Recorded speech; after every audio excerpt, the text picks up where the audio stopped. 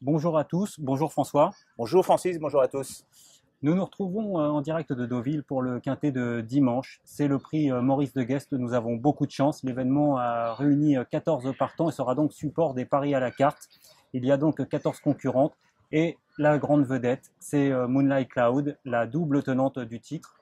Donc elle va tenter le triplé. Avec Freddy Head, alors je me rappelle que c'était Lineker qui en football avait dit le football est un sport qui se joue à 11 et en finale c'est toujours les Allemands qui gagnent. Et ben le prix Maurice de Guest, ça joue sur la ligne droite avec un certain nombre de partants, variables, et en finale c'est souvent Freddy Head qui gagne.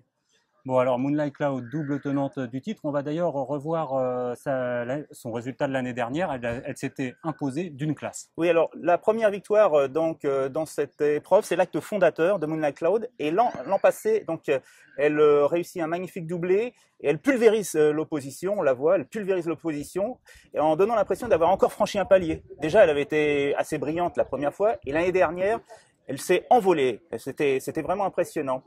Et alors, elle a été mise au repos et sa rentrée c'était à Longchamp, sur le toboggan de Longchamp, semble pouvoir démontrer qu'elle peut être encore mieux cette saison parce que ce jour-là, on va le voir dans les images, elle vient en roue libre à l'extérieur. Moi, j'étais pas à Longchamp ce jour-là, je l'ai regardé à la télé et j'ai appelé ma compagne. J'ai dit viens voir ça parce que on voit rarement ça. On a l'impression de Bugs Bunny qui passe en revue des tortues, je veux dire paralytiques. C'est vraiment impressionnant. Des tortues paralytiques, d'accord. Donc on a un peu l'impression, parce que moi j'étais à Longchamp effectivement ce jour-là, j'ai été très impressionné qu'elle a peut-être encore franchi un palier, notamment physiquement.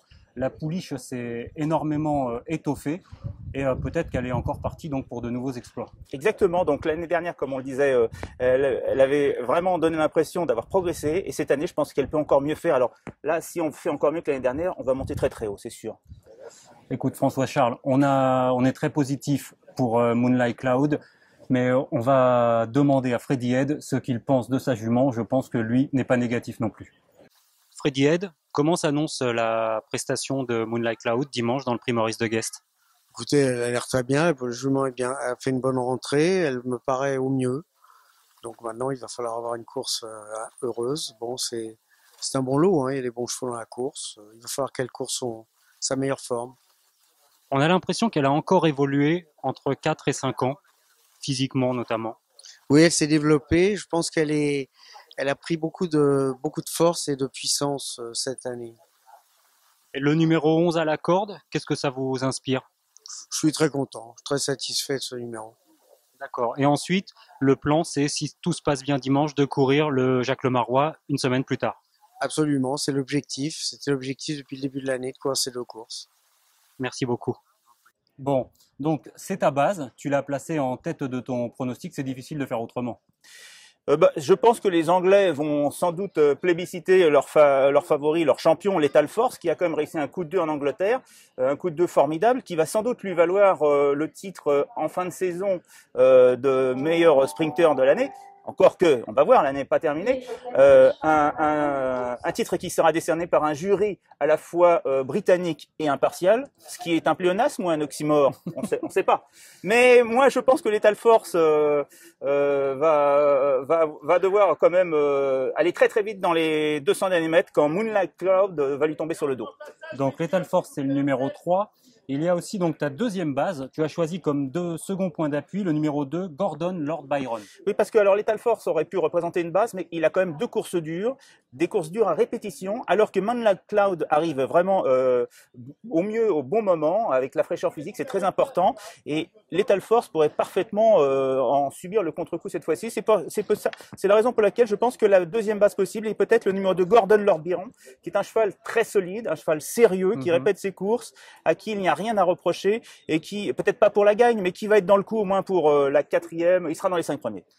Écoute, on va demander à notre confrère anglais Scott Burton, c'est un fin connaisseur forcément des courses françaises, mais surtout des courses anglaises, et on lui a demandé son avis sur ces sprinteurs anglais.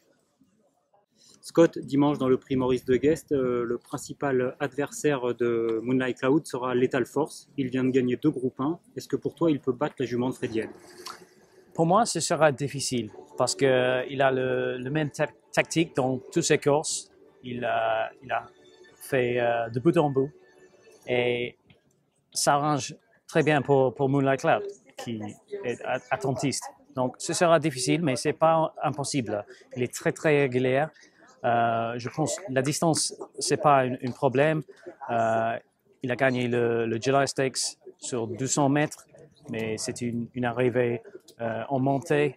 Donc, je pense ce sera serré, mais c'est très difficile de faire de bout en bout contre une telle adversaire comme Moonlight Cloud. Les Irlandais vont être doublement représentés par Gordon Lord Byron et Gail Forsten. Est-ce que pour toi, ils ont une chance de jouer un tout premier rôle? Oui, je pense. Parmi les deux, je préfère Gordon Lord Byron, qui est très, très régulier, qui fait son meilleur sur toutes les distances, mais surtout sur 1400 mètres. Il a gagné le prix de la forêt à Longchamp, bien sûr sur la piste lourde, mais il va. Toutes les pistes sont les mêmes pour lui. Et j'ai parlé avec Tom Hogan, son entraîneur. Il aime bien le profil de cette piste. C'est en plat et c'est la ligne droite. Il a le tirage 1 à côté de Lys. Et je pense qu'il va faire une très, très belle prestation. Pour moi, il est un des 3 premiers. Gail Forsten, c'est un peu plus difficile. Il a un très bon niveau de la forme. Il a été 4e dans le pool d'essai. Mais pour moi, il est un peu moins consistant, un peu dessous le top niveau. Donc Scott Burton nous a donné son avis, notre journaliste du Racing Post. On en sait un peu plus sur ses concurrents anglais. Alors ensuite, tu as un coup de cœur, c'est le numéro 9. Cat Cole, tu penses qu'il peut créer la surprise? Double coup de cœur pour l'entraîneur Philippe Sogor, qui est vraiment l'une des grandes révélations de l'année, qui s'affirme comme un très bon professionnel et qui ira loin à mon sens. Et coup de cœur également pour ce pur sang de grande classe qui progresse et qui n'a peut-être pas encore atteint son plafond. L'autre jour à Chantilly, c'était vraiment très bien. Sa pointe de vitesse a fait merveille et une nouvelle fois sur 1300 mètres, je pense que sa pointe de vitesse devrait être redoutable. D'accord. Il l'avait quand même raccourci et il disait que plus on le raccourcissait, mieux c'était. Là, maintenant, on revient un petit peu sur une distance un peu plus longue. Oui, mais je pense que le jockey va s'adapter et va pouvoir tirer parti de la situation. D'accord. Derrière, tu as choisi, on continue le défilé de ton pronostic, le numéro 10, Tulips. Tulips, entraînement Fabre, incontournable en ce moment. Franchement, si on regarde les statistiques, on les avait publiées dans Paris Turf, je crois que c'était le jour du Jockey Club. Oui. C'était impressionnant. Donc André Fabre sait ce qu'il fait avec cette jument qui s'affirme au fil des tentatives, qui progresse, qui est une jument qui n'avait pas été trop bousculée à 2 et à 3 ans et qui arrive maintenant à maturité. Moi, je pense qu'elle va être dans le coup également, peut-être pas pour la gagne, mais pour une place. D'accord. On poursuit ensuite avec le numéro 13, Gail Forsten. Oui, qui fait l'objet de quelques rumeurs favorables. C'est vrai que il défend la fameuse Armada O'Brien. Mais lui aussi a eu des courses dures cette année et j'attends de voir quand même, parce que quand Moonlight Cloud va mettre le clignotant à l'extérieur, il va quand même falloir être fort pour lui résister. Alors, ensuite, tu nous conseillerais une surprise, ça serait le numéro 5, American Devil. On se rappelle qu'il avait bien couru, bien tenu sa partie l'année dernière dans cette course. Oui, et c'est pour ça, il s'agit seulement d'une demi-surprise. Et l'an passé, il avait même terminé 3e, rétrogradé sur le tapis vert après une enquête longue et douloureuse, donc à la 3e place. Il semble que l'entourage ait tout fait pour le préparer pour ce rendez-vous. Ils ont une revanche à prendre, notamment sur le sort. Et je suis sûr qu'il va très très bien courir. Là encore, la victoire sera peut-être difficile à viser, mais un accessite largement à sa portée. C'est un cheval qui a l'air très à l'aise sur la ligne droite, effectivement. Bon outsider. Et pour compléter ton pronostic, tu as choisi le numéro 4, Silas Marner, l'entraînement de Jean-Claude Rouget. Jean-Claude Rouget, qui souvent présente des chevaux à bon escient dans cette épreuve. Il n'a pas trop le choix des engagements avec ce cheval-là, qui est peut-être barré au niveau groupe 1. Mais on va le courir pour prendre un accessite et comme il y aura la bagarre devant, une bagarre assez féroce, il y aura des morts. Lethal Force ça porte un nom assez bizarre d'ailleurs, la force létale. Donc il y aura des morts et il peut venir prendre un accessite à la fin.